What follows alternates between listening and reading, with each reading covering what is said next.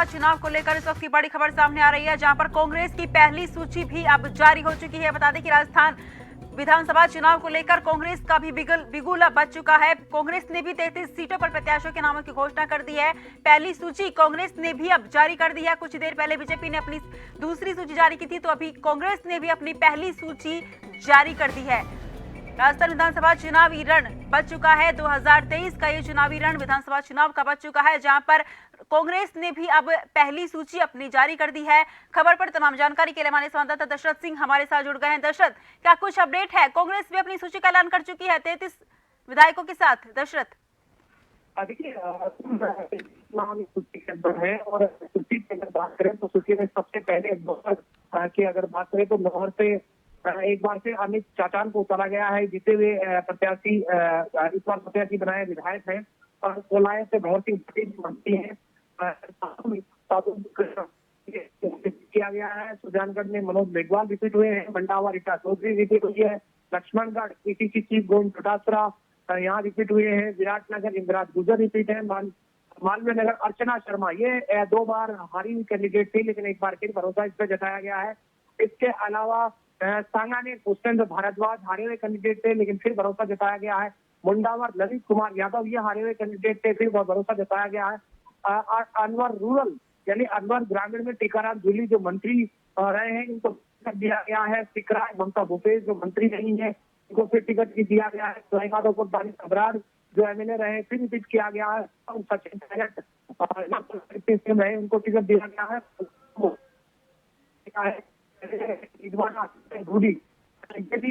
MLA रहे हैं। जायल मंजू देवी को टिकट दिया गया है, ये भी एमएलए है। और डेगाना विजयपाल मिर्जा ये भी एमएलए रिपीट किया गया है। प्रोफेसर रामनिवास गवड़िया रिपीट किया गया है। ओसिया दिव्या मदेरना रिपीट किया गया है। और सरदारपुरा अशोक गहलोत मुख्यमंत्री को रिपीट किया गया है। जोधपुर तो मनीषा पंवार ये भी पहले विधायक रही, रिपीट किया गया है। लूनी महेंद्र बिश्नोई ये भी विधायक रहे, रिपीट किया गया, दोबारा टिकट दिया गया है। बायतू हरीश चौधरी जो पंजाब के प्रभारी है, उनको भी रिपीट किया गया है। इसके अलावा डूंगरपुर गणेश घोगरा उनको रिपीट किया गया है। भागीडोरा महेंद्रजीत मालवीय मंत्री है, उनको भी रिपीट किया गया है। और कुशलगढ़ रमीला खड़िया ये एक ऐसा नाम है जो पिछली बार निर्दलीय होकर चुनाव लड़ी थी और जीती थी, हालांकि कांग्रेस को समर्थन दिया था, और इनको कांग्रेस की तरफ से टिकट दिया गया है। प्रतापगढ़ रामलाल मीणा इनको रिपीट किया गया है। और भीम सुदर्शन सिंह रावत इनको भी टिकट दिया गया है। बहरहाल इन टिकटों की बात करें तो टिकटों में तमाम जो नाम हैं उनको रिपीट किया गया है। 1-2 नाम ऐसे हैं जो इस सूची में सामने आ रहे हैं, जो कहीं न कहीं निर्दलीय होकर चुनाव लड़ा था और उसके बाद वो कांग्रेस खेलने में चले गए थे।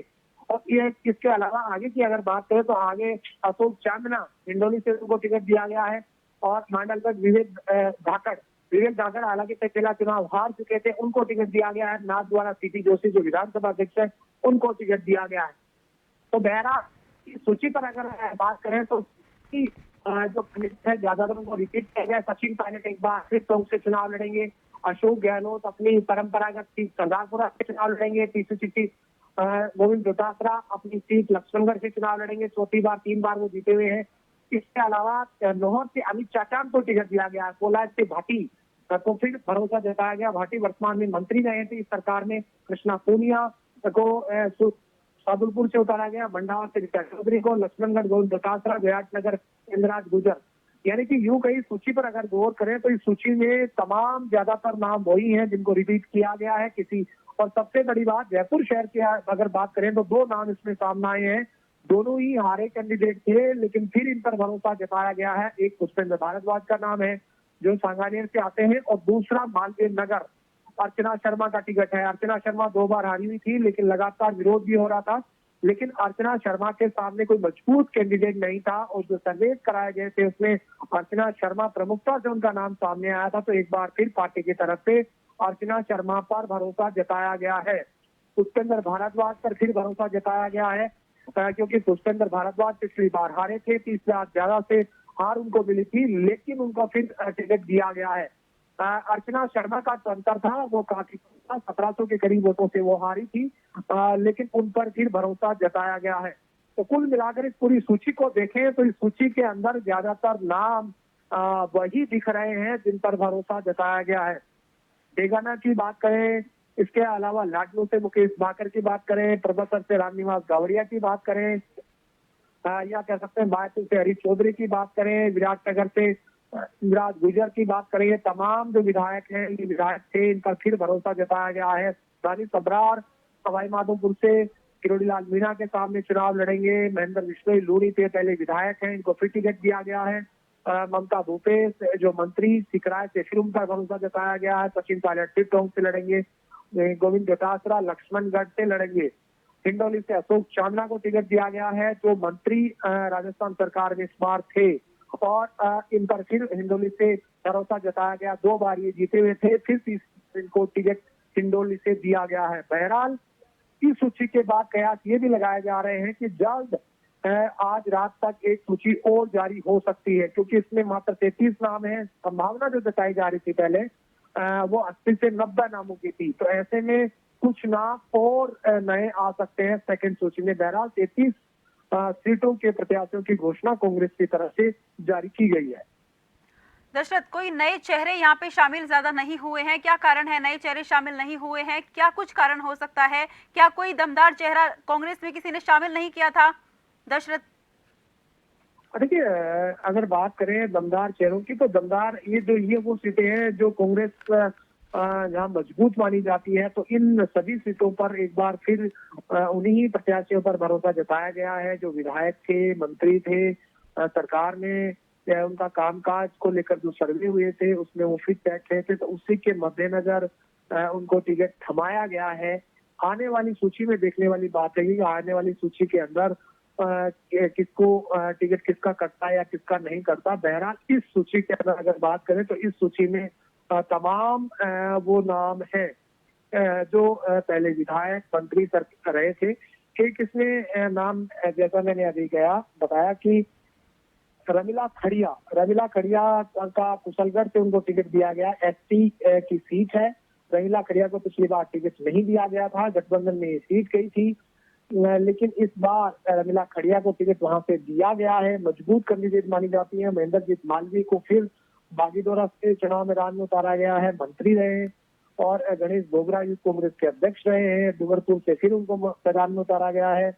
इसके अलावा वल्लभनगर से प्रीति गजेंद्र सत्तावत, ये यहाँ पर बाई इलेक्शन हुए थे गजेंद्र सिंह के डेथ के बाद। प्रीति ने फिर यहाँ पे चुनाव जीता था बाई इलेक्शन में, तो एक बार फिर प्रीति पर भरोसा जताया गया है। तो कुल मिलाकर इस सूची के अंदर ज्यादातर वो नाम है जो विधायक मंत्री थे, और 1-2 नाम ऐसे भी हैं जो गठबंधन के चलते निर्दलीय होकर चुनाव लड़े थे और चुनाव जीत कर आए थे, उनको वापस टिकट दिया गया है।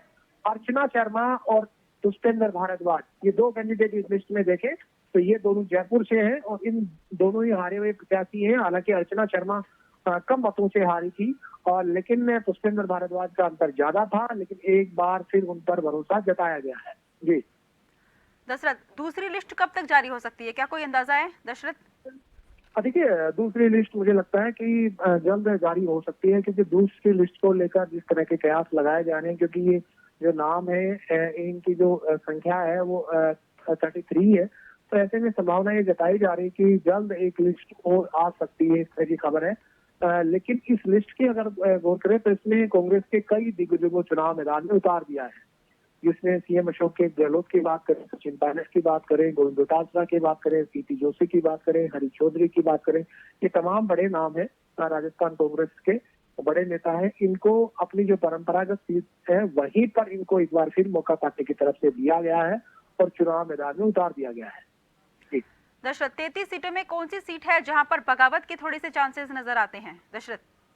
देखिए, मुझे लगता है कि जयपुर की 2 सीटें हैं जहां पर दोबारा एक बार मौका दिया गया है पुष्पेंद्र भारद्वाज या फिर अर्चना शर्मा। यहाँ पर विरोध के जरूर सकते हैं, क्योंकि अर्चना शर्मा का विरोध दिल्ली में जाकर कई नेताओं की तरफ से किया गया था, चाहे राजीव गौड़ा हो, नए जोशी हो, उनकी तरफ से वहाँ विरोध जताया गया था।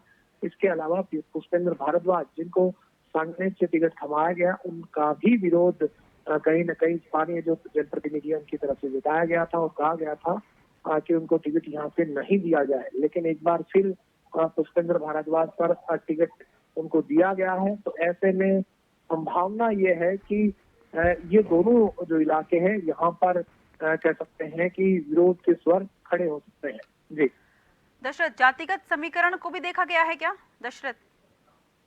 देखिए, जातिगत समीकरणों की अगर बात करें तो जातिगत समीकरणों में ज्यादातर ये पूरा मामला या पहले लिस्ट नहीं हुई है, क्योंकि ये सूची में ज्यादातर वही नाम है जहां से ये नेता लगातार चुनाव लड़ते आए हैं, चाहे सिकराय की बात करें, नाथद्वारा की बात करें या अन्य इलाकों की बात करें। जी राजेश जी, दशरथ राजेश जी, राजेश जी। दशरथ, खबर पर तमाम जानकारी के लिए बहुत बहुत शुक्रिया। बता दें कि राजस्थान विधानसभा चुनाव 2023 का रण बच चुका है। बीजेपी ने अपनी 2 लिस्ट जारी कर दी है तो कांग्रेस ने भी अपनी अपनी पहली सूची जारी कर दी है। 33 सीटों पर प्रत्याशियों के नामों की घोषणा कर दी गई है। बता दें कि राजस्थान विधानसभा चुनाव 2023 का बिगुल अब दोनों पार्टियों की तरफ से बच चुका है। कांग्रेस ने अपनी सूची जारी कर दी है। कांग्रेस ने 33 सीटों पर प्रत्याशियों के नामों की घोषणा कर दी है। तमाम ज्यादातर चेहरे रिपीट ही बताए जा रहे हैं। हालांकि ज्यादातर चेहरे रिपीट हैं, लेकिन अब देखना होगा कि क्या कुछ फेरबदल राजनीति में होगा। बता सकते हैं कि 33 सीटों पर प्रत्याशियों के नामों की घोषणा अभी तक की जा चुकी है। दूसरी लिस्ट भी आने की आज आशंका है।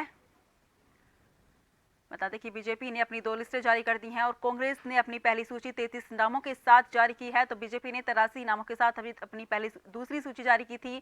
33 सीटों पर प्रत्याशियों के साथ बीजेपी भी, कांग्रेस भी अब मैदान में उतर चुकी है। राजस्थान विधानसभा चुनाव 2023 का